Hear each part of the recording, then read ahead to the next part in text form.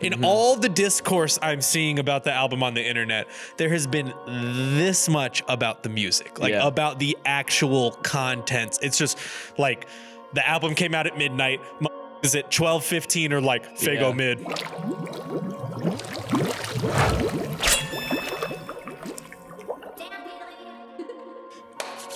Welcome back, everybody, to the Soul Serum podcast.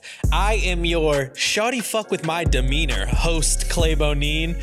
I am joined by my yes, I do co-host, Tanner Mavis. Yes, sir. And today we are introducing a new concept to the podcast, an album review concept called Are We Rockin' With It? Now, I have 4 categories. I want to do this with any album that we review from here on out. 4 categories, pretty simple, pretty cut clean, most replayable songs, most quotable lyrics, best run, and did it deliver? I want to go over those 4 categories before we ultimately decide if we are rocking with the album or not. Tell them why you came to those 4 categories. So I did these 4 categories because I feel like this is how people, especially us and my peers, like this is how we actually talk about albums, where like so many people get caught up in like the Fantano and Pitchfork and this mathematical number letter grade album game. Sales. Yeah, and I just like I don't really care about that. Yeah. I do and I don't. Like I don't think all music needs to have a grade or a number. We're not critics with it. And by all means, we are not We're critics. fans at the end of the day. Exactly. Yes. That is a good point. That is a very good point.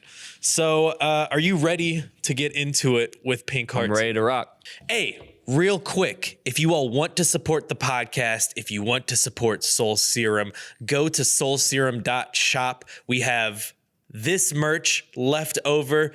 You see the numbers right here. Anything that you buy is a huge support to us. And if you are seeing this advertisement and you use the discount code podcast, you'll get 15% off on your order. Tag us in your pictures wearing it. We love to see it. All right. Thank you all. Back to the podcast. I just want to rock. Okay, so the album we are talking about today is the highly awaited, highly anticipated Pink Hearts by SoFaygo. If you want a rundown on how we got here, go watch our last episode. Good fucking right before call. this. Good So watch that call. one and then watch this. Come back here. So this album has been out for a few days. I know you've listened to it quite a few times. Yes. I've listened to it quite a few times at this point. So let's just get into category 1. Let's do most replayable songs. For me, I think it's one of these 3 songs. It's either Me Too, Stay Awake, and Another One. All of those songs to me have Faygo doing what I like the most when Faygo's doing it. Like, okay, hear me out. This is kind of a weird thing, but I feel like all of those songs that I just named would have gone up at house parties in like 2015, 2016. They're all these up-tempo, bouncy, melodic jams. And I could just see myself like interacting with people and having a drink and this and that to these songs. Like they're probably doing that now. I hope people are doing it now. In super niche plug and be underground houses. Yeah, definitely not every house party is gonna be rocking with SoFaygo. But I love these songs. Faygo's, and I don't want to step on like a point too much here, but I feel like I'm gonna say this a few times. Go ahead. Faygo's voice and his melodies are so infectious. Extremely. They just make you want to move. I was listening to the album while I was cooking dinner last night and I just couldn't stop like jigging, you know? Like and I feel like those songs are the ones that really stood out to me the most and what I'll come back to. I agree. I think Stay Awake is the best song on the album. It's a average Uzi verse, in my opinion. Yeah. I think Faygo is the highlight of it, but like the hook is super infectious. The beat itself, complemented by his voice is just super crazy. Yes. And I don't know, I just love how not only this song but the whole album, he really developed an atmosphere that that was like kind of teased and shown on After Me, his late 2020 project, with songs like Hang with the Goats, Matrix, Up Off 1942. Like I was listening to those songs on the way here every day, and it's like those 4 songs were my favorite songs off of that tape. Yeah. And to see him really lean into like that was kind of what I was really looking for.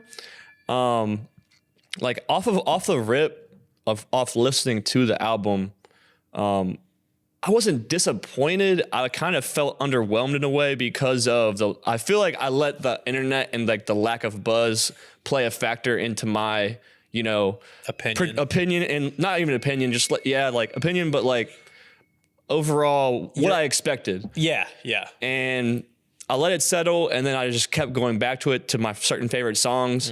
There was like 4 or 5. I was like, all right, I really like these. And I was like, let's give the other songs a try again. Kept running them through. And I found like three more that I really like. Yeah. And by the end of the weekend, by yesterday, today, like, I'm like, I actually really like this. Like, I don't think it's like the most, progressive sounding album ever. I don't think it's the most, it's not a whole lot of red. People keep saying, like, people are patrolling, say it's a whole lot of red. Like, it's just Underground Pages trolling and shit. Yeah. It's Fago being Fago. I think he really has separated himself from, his peers, not in a, album sales, like he's like this at this crazy level where he's separated like this, but it's more so sound wise. And his own style wise, he's really carving a lane of his own. And all the things that I love about Fago, he really leaned into. Yeah, I agree. And I feel like, so you like Stay Awake? Give me like 1 or 2 other songs. Slip with Don Toliver is super fire. For sure. I didn't know how I felt about that song at first. I didn't know how I felt about it at first. And then yesterday listening to it, I was just like, yeah. So good. Dude, Don Toliver's voice is fucking, like, bro, I love like all of these beats, like, which is probably why Fiki don't really like them. Is because it's super open. It's not like really upbeat. It's super wide open. So it leaves all this room for the vocals to take the front and center. Yeah. And that's why, like, when we were talking about our predictions, like, I think I said it in there, I hope he really taps in with his like singing ability and like his voice. And that, I feel like that is what he was really going for on this. And Slip with Don Toliver, like Don just slid in. Yeah. He did his little 4-bar, and then he did the same like melody that Fago was doing on the hook. I was like, whew.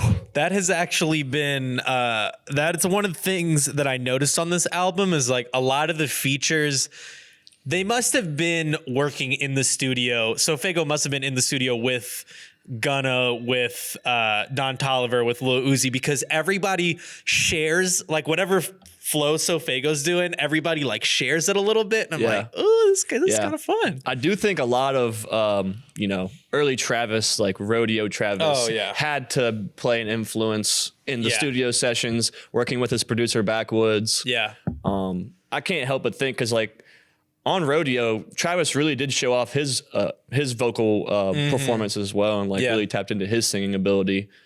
But what was I going to say? I forget. Oh, the other favorite song that I like is "I'll Say." Which track is that? It's which one I don't know. It's like number the melody 11 is super catchy. Number 10. I'll say lately it's been going my way. Yeah. I have comments on that for a later category, but let's get to category 2 here. Okay. Let's go with most quotable. Number 1 for me, it is actually not so Fago. When Ken Carson says, "She wanna fuck," I'm like, yes, ma'am. That shit, I cannot get it out of my head. She wanna fuck, I'm like, yes, ma'am. Like I love that. It makes me laugh and gets me so hyped at the same time. Yeah. Ken Carson goes crazy on Hell Yeah, as a side note. Yeah. I think the hook on that song is like super like infectious and memorable. Like, I'm on shit. I was taking trips to LA trying to hit that money getting spent.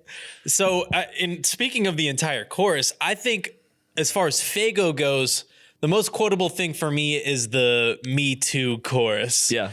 That song's fire, I'm like, yes, I do. Yeah. Do you like to drink and smoke? Yes, I do. Like the whole thing. I've to keep with what I was saying earlier. Like I would love to be at a party or at a show and hear that song come on and just like, yes, I do. Facts. Just like go for it.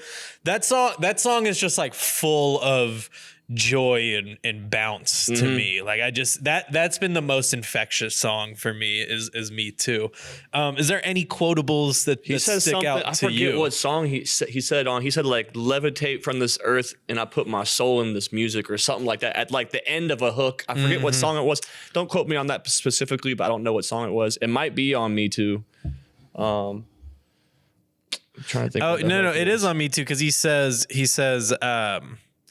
just get high and get lost in the music. Leave the earth and lose myself up in this music. Leave the earth and leave my soul in this music. It was the last line of the hook. And I was like, you know what? Like, Faygo is not the most, you're not listening to Faygo for lyricism. You're not listening to Faygo for, super deep storytelling and conscious rap and like meaning of life and this and that, which you could draw your own, interpretations of it from Faygo's music based on purely the feeling of it. It's not so much about like what he's saying. It's the feeling he's giving you. Yeah. And that line, leave this earth and put my soul into this music. I think that is kind of the feeling he's giving for the whole project. Like I had this realization on the way here, like the project kind of makes me feel like I'm free falling like through space, all this room, you know what I mean? Like, I like that point that you made about there being a lot of room on the project because I don't think I quite knew how to articulate that, but I feel that it's same just super way, atmospheric. though. It's not a lot of what we're typically listening to with rap the last 5-10 years. It's a lot of just like over and over and pounding of like this flow, but it's this super one was smooth. very spacey. It's super spacey. It's super gentle in a lot of ways. Definitely. And super soothing to the ear. Like I think Faygo can tap into like pop fans for real. Oh like, yeah. He can if he gets on a big pop track or like on some like maybe like on some like what Drake did, like some house dance shit even. Like I feel like his vocals, it's very versatile. He can place his vocals in a lot of different like environments. I totally agree. I totally agree with that. Do you have anything else or do you want to go on to category 3 here? Go ahead and go in category 3. Let's do category 3, the best run. Now, I think this is a working title. I think this could also be best moment, just like for me personally, when I listen to albums, a lot of times I catch myself being like, oh, tracks 4 through 9 or 2 through whatever. Like I usually find myself liking one half of an album or not. Tracks 3 through 8 and or 9, which would be the tracks Hell Yeah, Blitz V2, Stay Awake, Me Too, Going Back, Another One, and Slip. That run right there. I'll say right behind that. I like every single one of those songs. I'm rocking with every single one. Yeah. And I feel like after Slip, the album slows down a little bit, which is not a bad thing. You just get a lot of I like Greed. slower melodies. Yeah, Greed is a really good one. I like Greed. And I just love the bouncy up tempo joints. And I feel like tracks 3 through 8 really embody that part of Faygo's sound. And it's what I came to this album for. Yeah. It's what I really took away from it. 100% agree. I was going to say like a similar run. I was going to say the same thing. Like starting with Hell Yeah, going to probably I'll say is the best. I'm not really a big fan of the intro. The second song didn't hit. I listened to it again on the way here, probably for the 5th or 6th time. But once we get to Hell Yeah, I think when we get into like the middle of the album was where it really starts kicking in. I feel like Transparency, which is the first track, was a very much like, here's my debut album and here's the intro for it. It almost felt a little forced to me. I was just like, we got to make an intro song. Is what it sounded a lot of what like. he was saying, I do fuck with what he was saying in the intro. It's a real song. Can't go back to the old ways or something like that. Like he's basically saying this is the new me. Like whether you like it or not. Yeah. This is who I am. He's even said in like interviews or like, I think he posted something saying that he put so much pressure on himself as far as his debut album, and he's just finally ready to just like get it off his chest. For sure. You know what I mean? Like, I gotta imagine that is like a crazy feeling, like having a couple of tapes and then your like capital D debut album. Yeah. That's a lot of pressure is. to have, you know? Okay, let's go to category 4. And this is where I feel like this is the most open category. This is where we can really talk about it. Did it deliver? So I think this album is in a weird spot because the hype and buzz around it and the internet being the internet really kind of overshadowed the project, I feel. In all the discourse I'm seeing about the album on the internet, there has been this much about the music, like about the actual contents. It's just like the album came out at midnight, motherfuckers at 12:15 are like, Fago mid, Fago album mid. it was the same thing with Whole Lotta Red too. Like, and hey, I'm not saying it's not saying it's the same. I'm not saying it's the same, but it's just the culture that we live in now. Yeah, but I totally disagree with the mid allegations that I'm seeing on the internet. I think that this is a solid case of work for a debut album for a young budding artist like SoFaygo. And more than anything, and this is something that you were saying earlier that I really want to circle back to, is SoFaygo with this project has shown that he has loads and loads of potential 100% in versatility. He can do this album, but if he showed up on a pop track tomorrow or a house track tomorrow or something like that, I don't think it would feel out of place. I think it would just be proving his abilities and his versatility. I mean, his voice, I think on the last podcast, you said something like he could go the Chris Brown route. And I couldn't get that out of my mind listening to it. I was like, this dude really has some Chris Brown singing potential. In his vocal performances, and you know, he maybe isn't the same dancer as Chris Brown, but didn't he start off as a dancer though? Wasn't that his whole thing? But I say all that to say, like, I think from a musical standpoint, this album did deliver. It's not the most progressive, like you said. It's not like changing music, I don't think. I think it's just a really good case of potential from SoFaygo. Like, there's some really good stuff in there. I think off rip, when I first listened to this, I was like, man, when I was feeling that underwhelming feeling, this is kind of underwhelming. I like it, but it's kind of underwhelming. I was like, maybe this project could have been the second album. And like, he could have dropped the debut, maybe, 6 months ago, 6 to 9 months earlier, maybe early 2022 type shit. You know what I mean? And I'm not in charge of your rollouts, Fago. You can do whatever the fuck you want. But so Fago, if you're watching with all the buzz, that has kind of subsided when the peak of like, I don't know, maybe like right after Let's Lose Our Minds dropped, like go into the album. You know what I mean? With something similar to that, and capitalizing off the momentum, and then giving us this, I feel like fans would be more receptive to it. For the fact of him just, going for it after. But the real fans are going to fuck with it regardless because of, the fact that he did just go for it. He's doing what he really wants to do. Yeah. It's his art. He's staying true to himself. And this is what he's always wanted to make. I would assume that people who are like in the trenches, SoFaygo fans, probably really enjoy this album for what it is. I don't know that for sure. Maybe I need to get. I would probably disagree. I think the OG like SoundCloud Plug and B Fago fans aren't happy with it because it's not Plug and B. It's not what they're used to. It's the same. It's the same shit when Weiland made the album that he made, which is more of a synth pop type of album, and the OG fans are just like, we just want Plug and B Wheeling back. You know what I mean? Like, it's just, I don't know. I don't know what it is with this specific like niche, but they just seem to just be like holding on to the past in a way and not letting these artists, kind of soar out of these boxes that the audience has kind of put them in. Yeah, and I think so. Fago wants to be outside of that box. I mean, and this is not me saying that I don't like I love all the Plug and B stuff that these artists have contributed, but there comes a time when the artists, you know, want to make something different. Everybody evolves. Like, we're all humans. We change. We want to make new shit. Like, like there's things that I did, you know, 3 or 4 years ago, or things that I was into that I'm no longer into anymore. I'm not doing anymore. Totally. You know?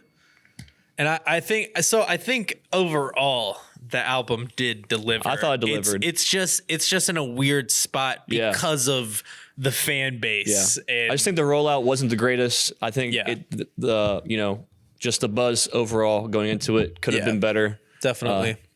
It's purely from a fan perspective. You know, I'm not criticizing by any means, but you know, this is coming from a fan that wants the best for Fago. You know, want it to be received in the best light. But you know, it's out finally. Yeah. We get to sit with it for a little bit. Maybe, you know, some of these songs, you know, pop off in certain environments. You never know. I think it's going to age pretty well, too. Yeah, I think it's going to age pretty well. Well, that brings us, we've gone through our 4 categories here, Tanner. That brings us to the end all be all question.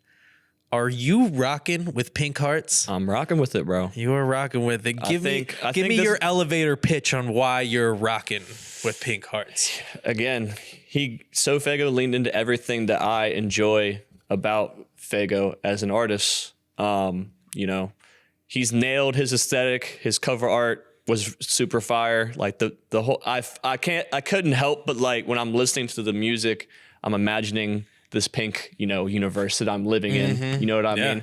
And kind of just like, it's very happy. I felt very, like, you know, it's a very joyful listening experience listening to this project. Yep. And I'm at a point in my life where I want to have that feeling more often than feeling other feelings. You know what I mean? Yeah. So, like, when I listen to music, that's what I'm looking for. I'm looking for something to pick me up, to take me to a place, you know, that's like, it's a fun, joyful experience. Yeah. And I think Fago nailed, you know, what I was looking for. Like I said, on the After Me project, all of my favorite songs were him just really tapping into, you know, his singing, his melodies, the super, like, stripped down, like, piano, but, like, the super, like, happy, like, synths that he's using, and all the room that he leaves, like I said, for his voice to really be on the center stage. And he gave it to me. Yeah. That's what I wanted. So I'm rocking with it. You're rocking with it. I too am rocking with Pink Hearts. I mean, pretty similar to what you said. I feel like Fago is doing, how do I want to say that? No, let me run that back. I feel like Fago is doing Fago things at a really good rate on this album, if that makes sense. You know, the melodies, the up tempo, the bounciness of it, his ad libs. I think it's just all really fun, and I know that I will find myself coming back to this album and listening to Me Too, listening to Hell Yeah, listening to another one. You know, it might go on some like hype playlists. You know, might go on some shit like that. And I think to have to drop an album when there is all of this hype and all this buzz around it, and people are just waiting for you to be mid or whatever the fuck. Like, he still dropped a really solid project, and I think it has, the future looks good for Fago. Yeah, is how I feel about. I don't think by any means he's going to fall off from this project. No, personally, no, and being the hands of Cactus Jack, like, there's probably not a chance. No, probably no way. Nothing's ever certain in music, bro. Like, if I had to give one nitpick about this album, though, is that I feel like it doesn't really take us anywhere. But I also don't think that this album. I don't think that was this album's purpose. You know, I feel like we kind of stay in, like, the same atmosphere, the same area on the album, but I wasn't looking for. I wasn't 100% agree with that. Like that. It's. I don't want to say it all sounds the same, but there's a through line between song 1 through, I forget how many 16 songs. Yeah. Like, it all lives in the same world. Yeah, and I think that was its purpose. For sure. Literally. For sure. It's not, it's not this crazy journey roller coaster ride that you kind of take with, other albums. Definitely. Not going to compare it to anything, but you get what I'm saying. For sure. Well, we want to know how y'all are feeling about Pink Hearts. Are y'all rocking with Pink Hearts? Let us know in the comments below. DM us on Instagram. Hit us up in the Discord, something like that. Speaking of which, follow us on Instagram and Twitter at Soul Serum. Subscribe to the YouTube channel, the TV page, the main page. We got YouTube Shorts going right now. So if you don't want to watch a whole video and you just want to scroll on your little vertical videos, we got those too. Join the Discord. Follow us on TikTok. And you already know the vibes, man. And with all of that being said, I, as always, am your host, Clay Bonine. Co-host Tanner Mavis. And we will see y'all next week. Deuces. Yes, sir.